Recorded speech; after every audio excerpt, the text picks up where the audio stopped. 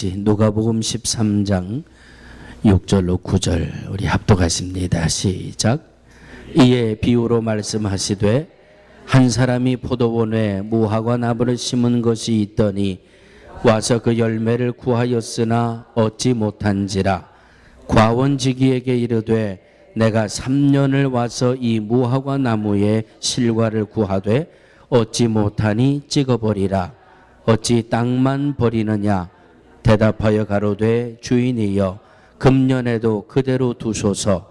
내가 두루 파고 거름을 주리니 이후에 만일 실과가 열면이거니와 그렇지 않으면 찍어버리소서 하였다 하시니라. 이 말씀은 살아계신 하나님의 말씀입니다. 아멘. 지난 주일날 찬양대원들 수고하는데 격려해 주실 분 격려해 주십시오 그랬더니 자체적으로 해결하시더라고요.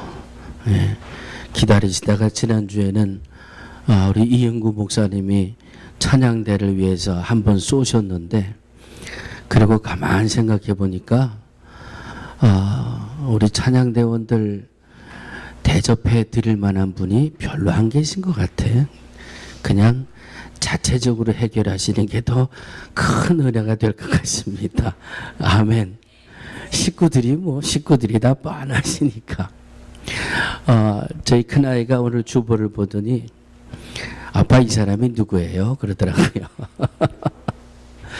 제가 왜 이 훌륭한 분을 주보에다 넣어드렸나 하면 이분도 나름대로 대통령이 될 때는 뭔가 의식을 가지고 뭔가 우리나라를 좀 더 나은 나라로 만들어야 되겠다 하는 사명을 가지고 대통령이 됐을 텐데, 그런데 그 결과가 영 편안하지 않았어요. 여러분들 오늘 주부의 그림을 잘 보시면 이분의 손에 수갑이 채워져 있습니다. 그리고 그 수표에 있는 금액이 얼마예요? 어느 한 화가가 풍자해서 이 그림을 그렸어요. 얼마나 현실감 있고 재밌고 그렇습니까?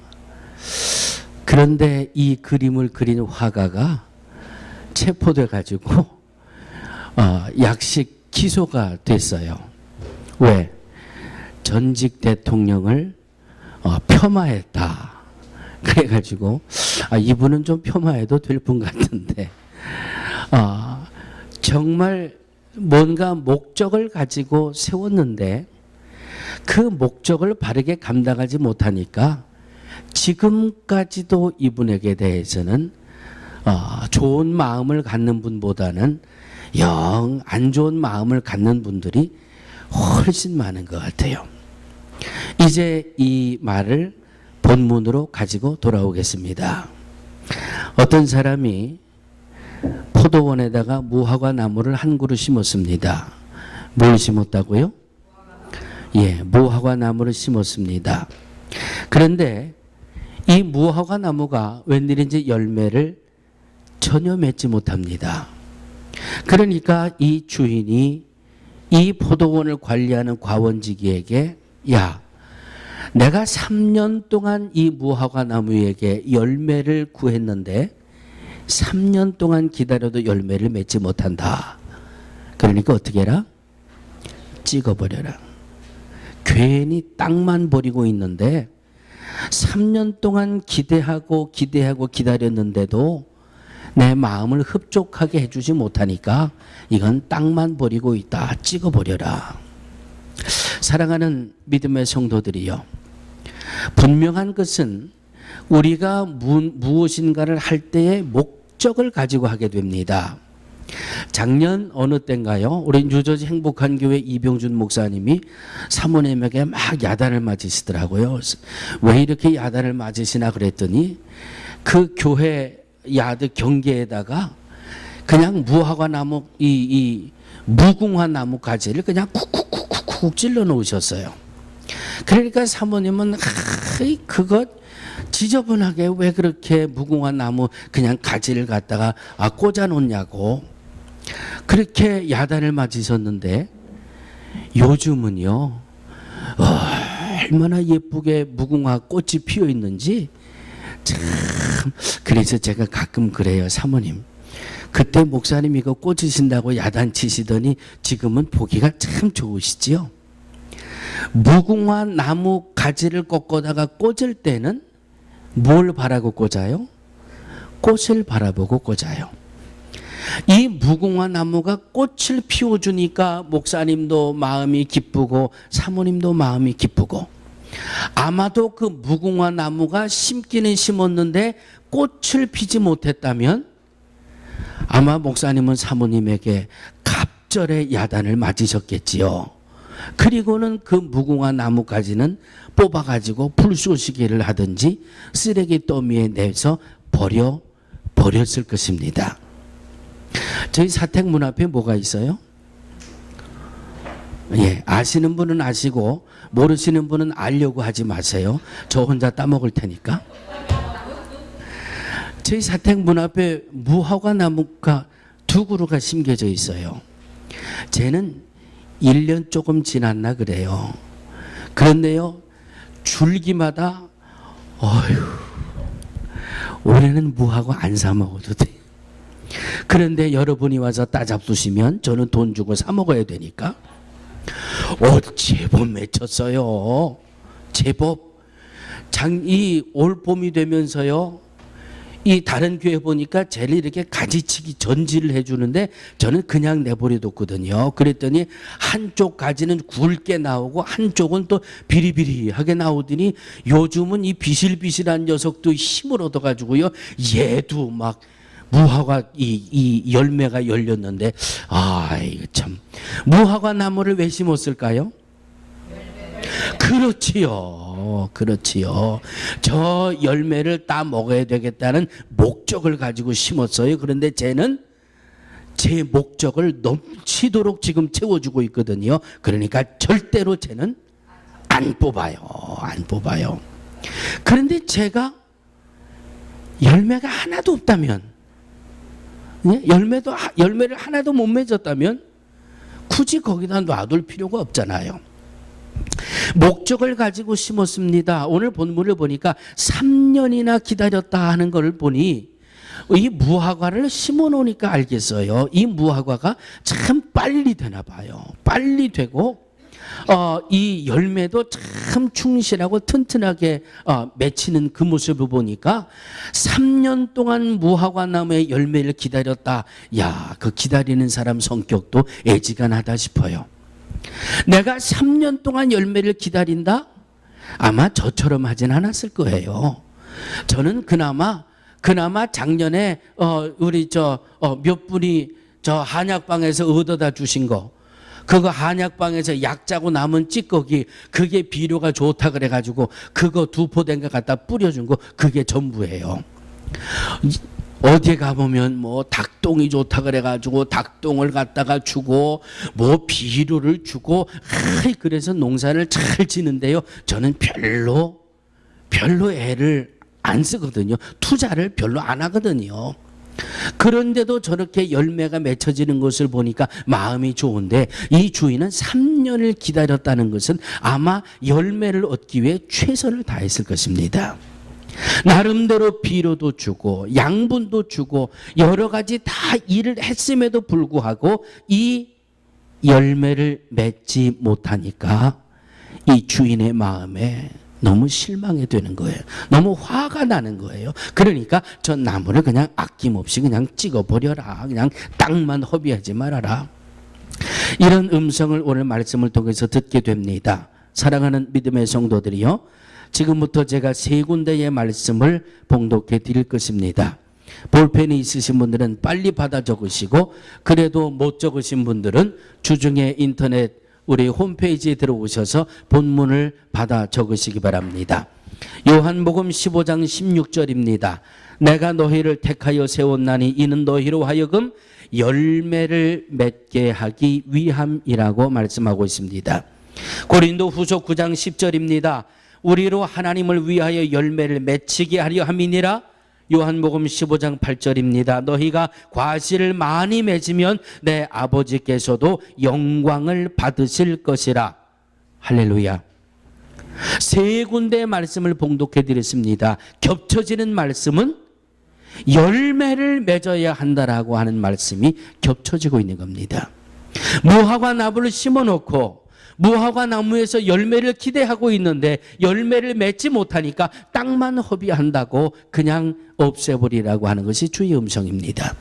오늘 주님이 우리를 여기에 보내신 목적이 무엇인지를 오늘 세 본문의 말씀을 통해서 우리는 분명히 발견해냈습니다. 열매를 맺어야 합니다. 열매가 풍성해야 합니다. 열매를 통해서 하나님이 영광을 받으십니다. 다시 말씀드리면 하나님 보시기에 저와 여러분들은 열매를 맺기 위해 심어놓은 한 그루의 무화과 나무와 같다라고 하는 말씀입니다.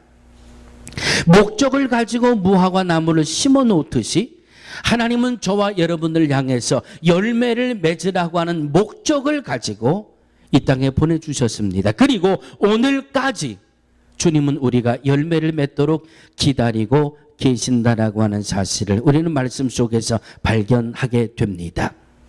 사랑하는 믿음의 성도들이요, 저를 한번 따라해 주시기 바랍니다. 하나님은 내가 열매를 맺기를 기다리고 계십니다. 열매를 맺기를 하나님은 지금 나를 보고 기다리고 계세요.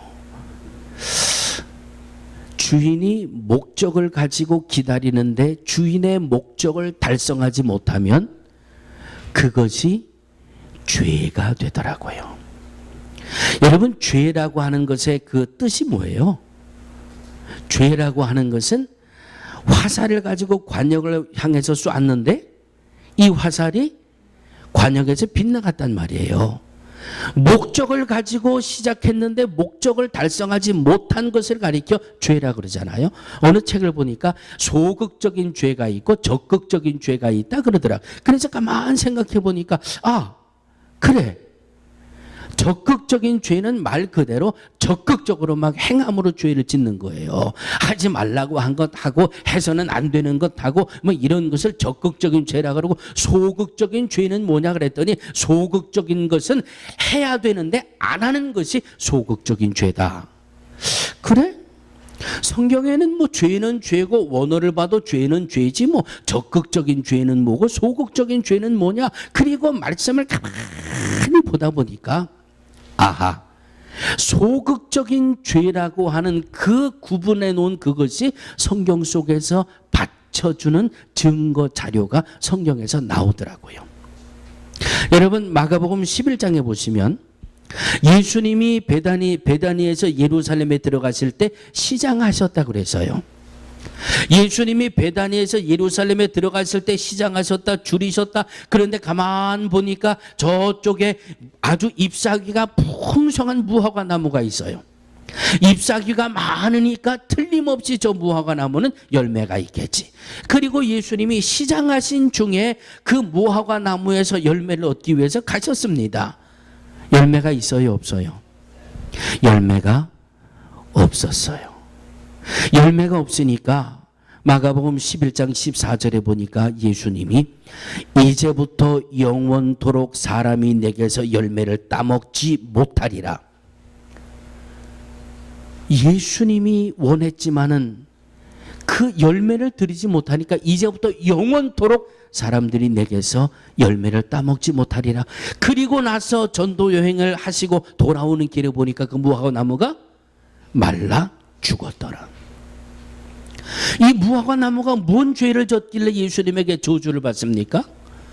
이 무화과 나무가 어떻게 두드러진 죄를 졌어요?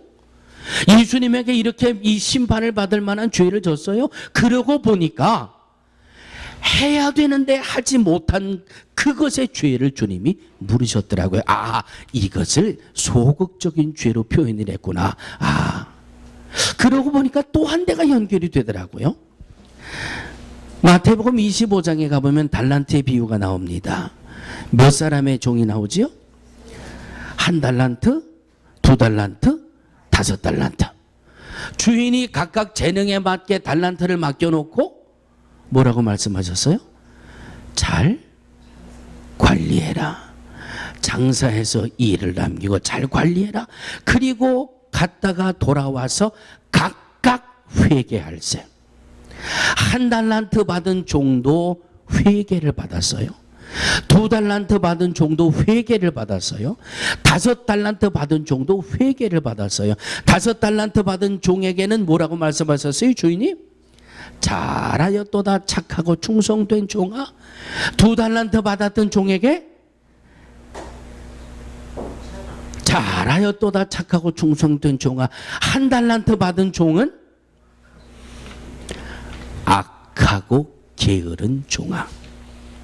왜? 1달란트 가진 이 하인이 뭔 죄를 얼마나 그렇게 크게 대단하게 졌길래 악하고 게으른 종이라고 책망을 받아야 됩니까? 바깥 어두운 데 나가 슬피 울며 일을 가는 이런 주님의 진노와 저주를 받아야 됩니까? 이유는 하나예요. 야, 본전만 가지고 올 게 아니라 차라리 은행에라도 갖다 둬서 이자라도 가지고 와야 될 거 아니냐. 악하고 게으른 이 무익한 종아. 주님의 목적과 주님의 원하는 일이 분명히 내게 있으면서도 그 일을 감당하지 않을 때에 주님은 그것에 대한 대가를 지불하게 하신다는 말씀이에요. 이것을 소극적인 죄라 그래서 제가 아하, 그래 성경인지 신학자들이 이것을 가지고 뭐 맞느니 틀리는지 싸움을 걸어오면 저는 신학자가 아니라 별로 그렇게 대답해서 같이 맞대응할 만한 자신은 없습니다만은 성경을 보니까 그럴 것도 같아요.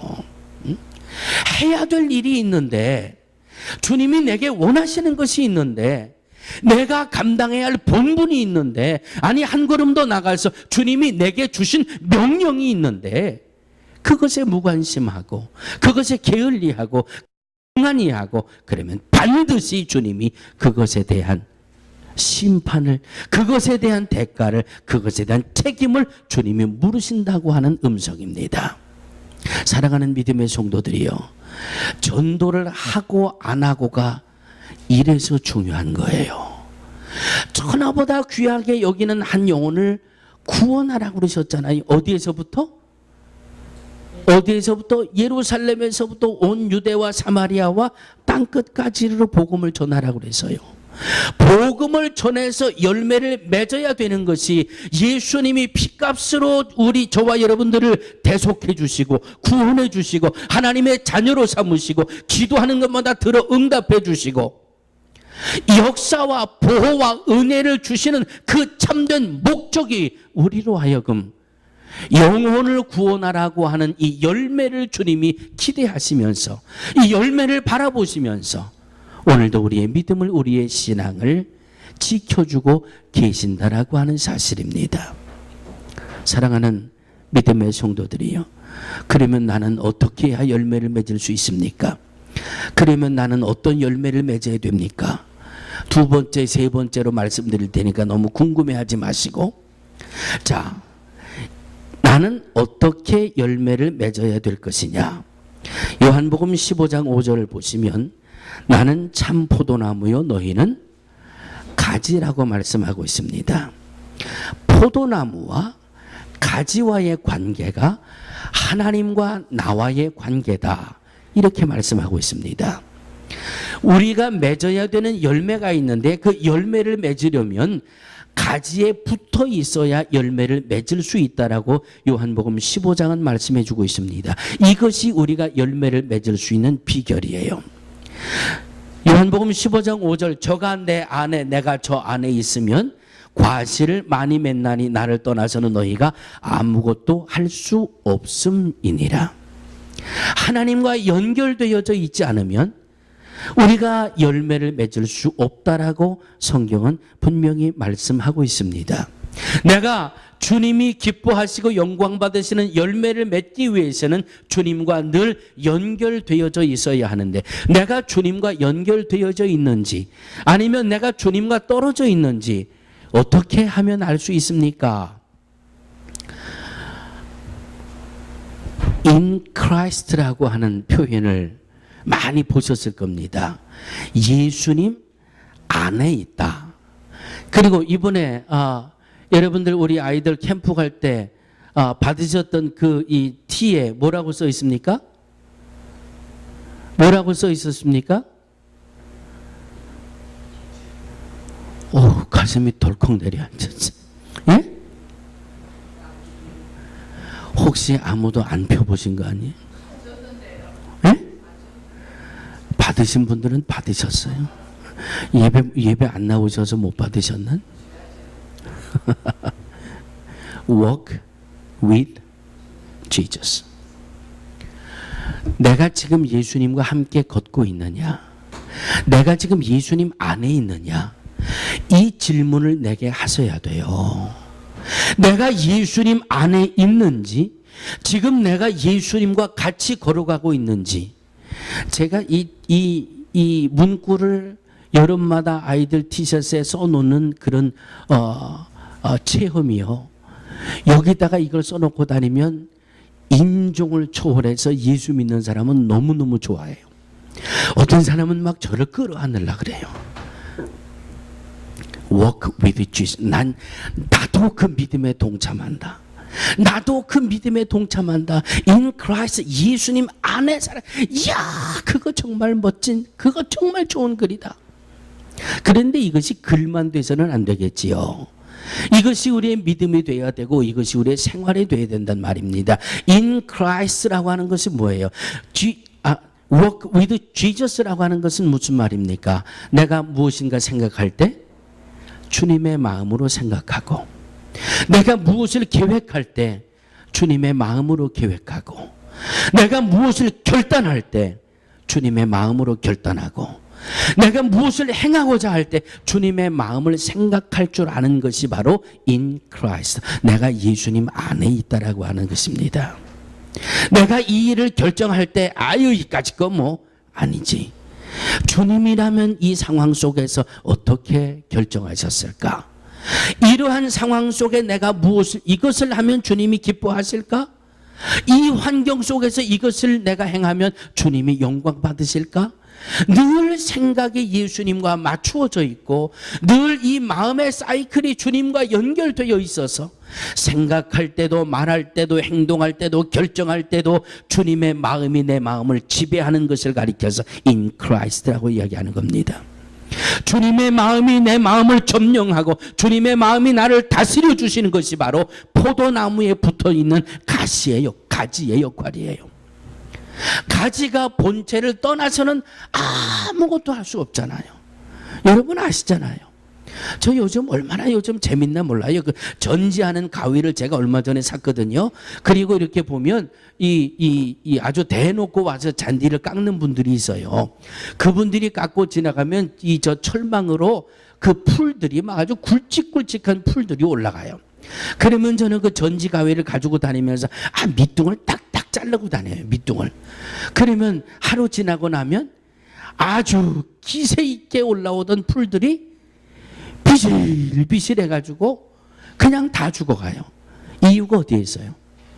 밑둥을 잘라버리니까. 밑둥을 본체에서부터 받아야 될 것을 받지 못하니까 비실비실하다가 그냥 쭉쟁이가 돼가지고 훅 불면 날아가 버리는 거예요. 사랑하는 성도들이요, 우리가 주님과 이렇게 연결되어져 있지 못하면, 하나님과 이렇게 연결되어져 있지 못하면 쭉정이가 될 수밖에 없는 거예요. 나는 믿음 생활한다고 하면서 지금까지 하나님의 마음으로 생각한 적이 단 한 번도 없다. 하나님의 마음보다는 내 생각이 먼저 앞섰고 내가 이것을 결정하기 전에 정말 주님이 기뻐하시는 일인지를 한 번도 생각한 적이 없다라면 나는 하나님과 연결되어 있나 떨어져 있나 심각하게 질문을 해보셔야 돼요. 하나님과 늘 연결되어져서 하나님의 지배하심 속에 살아가는 우리 모두가 되어지기를 주의 이름으로 축원합니다. 그래야 우리는 열매를 맺을 수가 있다라고 하는 말이에요. 자, 세 번째, 어떤 열매를 맺어야 되느냐? 어떤 열매를 맺어야 돼요? 어떤 열매? 예? 자, 배나무에서 뭐가 나와요? 정말이에요? 정말이에요? 그럼 사과나무에서는 뭐가 나와요? 그러면 예수님 나무에서는 뭐가 나와요? 예? 예수님 나무에서는 뭐가 나와요? 예수 믿는 열매가 나오지요. 예? 예수 믿는 사람이 나오죠. 그럼 예수 믿는 사람에게는 뭐가 나와요? 예수 믿는 사람이 나와야지요. 아멘. 예수 믿는 사람에게 열매는 다른 것 아니에요. 예수 믿는 열매가 나와야지요. 이것을 가리켜서 영혼을 구원하는 열매가, 내가 어떤 열매를 맺어야 좋을지. 열매하면 늘 열매하면 딱 떠오르는 게 갈라디아서 2장 사랑, 희랑, 화평, 온유, 자비, 충성, 양선, 그냥 이것만 나오는데, 저와 여러분들이 맺어야 되는 열매 중에 최상의 열매는 영혼 구원의 열매예요. 왜? 내가 예수 그리스도에 붙어있는 가지니까. 내 열매를 맺는 게 아니라 예수 그리스도의 열매를 맺어야지요. 성도 예수 믿고 구원받는 열매를 맺어야지요. 할렐루야. 하나님 말씀 듣는 것도 중요합니다. 하나님 말씀 아는 것도 중요합니다. 그것보다 더 중요한 것은 말씀을 듣고 아는 것을 행해서 한 영혼을 주님 앞에 인도하는 영혼 구원의 열매를 맺는 것, 주님 너무 기뻐하시고 영광 받으시고 우리들이 해야 할 일이라고 세 군데 본문의 말씀을 통해서 제가 서두에 말씀을 드렸지 않습니까? 사랑하는 성도들이요, 잎사귀요, 너무 잎사귀 중요하게 생각하지 마세요. 목사라는 잎사귀요, 그게 뭐 그렇게 중요합니까? 장로라는 잎사귀가 그렇게 여러분 소중합니까? 권사라고 하는 잎사귀가 그렇게 중요한 겁니까? 나는 예수 10년 20년 믿었다, 그 잎사귀가 중요한 게 아니에요. 목사면, 그래 너 목사야? 너 열매가 얼마나 있니? 너 장로야? 그래 장로로 열매를 얼마나 맺었니? 너 권사야? 권사로 열매를 얼마나 맺었니? 지금까지 예수 20년 30년 믿었으면 너를 통해서 예수를 영접한 그 영혼이 과연 얼마나 되니? 내가 30년 목회했다고? 내가 50년 목회하고 은퇴했다고? 너를 통해서 예수를 영접한 그 열매가 몇이나 되니? 내가 장로니? 권사니? 집사니? 예수 20년 믿었니? 너를 통해서 예수를 믿은 사람이 과연 얼마나 되니? 오늘 주님은 3년을 말씀하고 계세요. 3년을 기다렸다 그러셨어요. 3년 이상 믿음 생활한 사랑하는 성도들이요, 3년이면은요 주님 앞에 은혜 받았고 체험하고 간증할 것도 있고, 3년이면은 잎사귀가 무성할 때예요. 그 무성한 잎사귀 속에 여러분 때문에 예수님을 영접한 열매가 과연 몇이나 있습니까? 주님이 이렇게 물고 계세요. 너를 통해서 예수를 영접한 열매가 몇이나 있니? 주님은 그것을 보시는 거예요. 주님은 그것을 물으시는 거예요. 사랑하는 성도들이요, 아직까지 나 때문에 예수님을 영접한 열매가 부족하다면 하나님 앞에 기도하시기 바랍니다. 하나님, 내게도 전할 수 있는 능력을 주시고 내게도 열매 맺을 수 있는 능력을 주시고, 그래서 내가 해야 할 본분은 열매 맺는 거라고 하는 이 사명이 오늘 이 시간 다시 한번 우리 모두의 심령 속에 회복되어져서 주님을 실망시켜드리지 마세요. 주님을 진노하시게 하지 마세요. 열심히 복음을 전하시고 열심히 영혼 구원의 열매를 맺으셔서 하나님 앞에 영광 돌리고 주님을 기쁘시게 해드리며 하늘의 별과 같이 영원히 빛나는 이러한 상급 안에 거하는 우리 모두가 되어지기를 주의 이름으로 축원합니다. 하나님 감사합니다.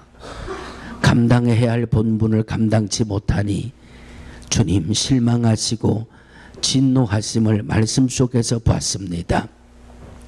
우리들이 감당해야 할 일들이 무엇인지 말씀을 통해서 분명히 깨달았습니다.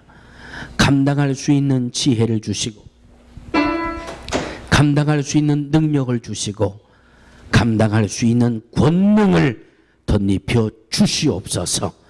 예수님의 이름으로 간절히 기도하옵나이다. 아멘. 아멘.